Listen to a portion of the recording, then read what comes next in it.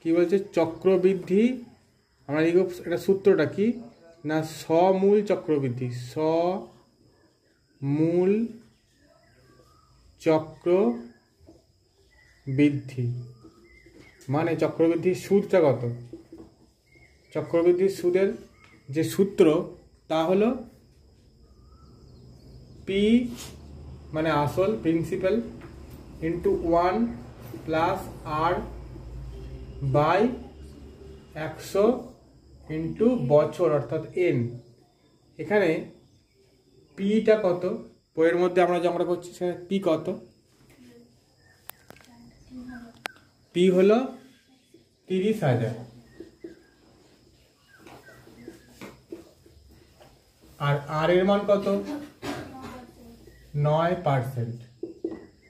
আর N কত বছর, এখানে কত বছর কথা বলা হয়েছে 3 বছর। তাহলে সেই মানগুলোকে আমরা এখানে পুট করে বসিয়ে দিই, পুট করে দিই 30,000 প্লাস আর এর মান কত 9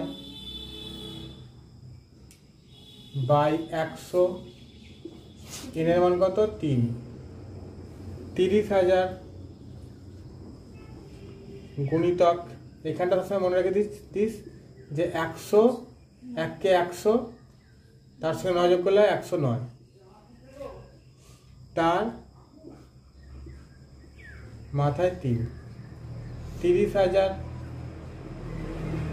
গুণিতক 109 বাই 100 গুণিতক 109 বাই 100 গুণিতক 109 বাই 100। এইবার আমাদের কাজ কি এই দুটো শূন্য এই দুটো শূন্য কেটে গেল, এই দুটো শূন্য আর এই দুটো শূন্য কেটে গেল, তা নিচে পড়ে এলো 100 আর ওপরে 109কে 109 দিয়ে গুণ করব, তাকে আবার 109 দিয়ে গুণ করব, 109কে 3 বার গুণ করে যে রেজাল্ট হবে সেই রেজাল্টকে আবার 3 দিয়ে আমরা কি করব গুণ করব, দিয়ে তাকে 100 দিয়ে ভাগ করব। 109কে 109 দিয়ে গুণ করে কত হয়েছে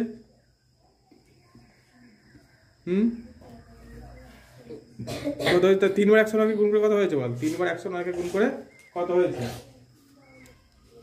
গুণ করে পাচ্ছি কত 38 লক্ষ। সংখ্যাটা পরপর বলে যা 3 8 8 5 0 8 7। তাহলে এই সংখ্যাটা পাওয়া গেছে আমাদের, তাকে 100 দিয়ে যদি ভাগ করি 2 ঘর দশমিক সরে চলে আসে 3 8 8 5 0.87 টাকা। এবার এটা হলো কি, এটা হলো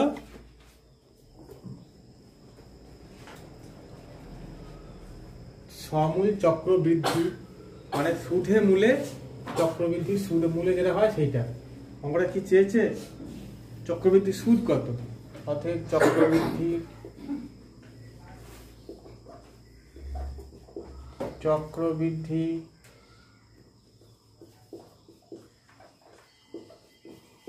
সুদ 3 8 8 5 0.87 বিয়োগ আসল টাকাটা কত ছিল 30,000, তাহলে বিয়োগ করলে কত হয় 8,850.87 টাকা অ্যান্সার। অঙ্কটা করে নে সবাই, হ্যাঁ পড়ে নিয়ে।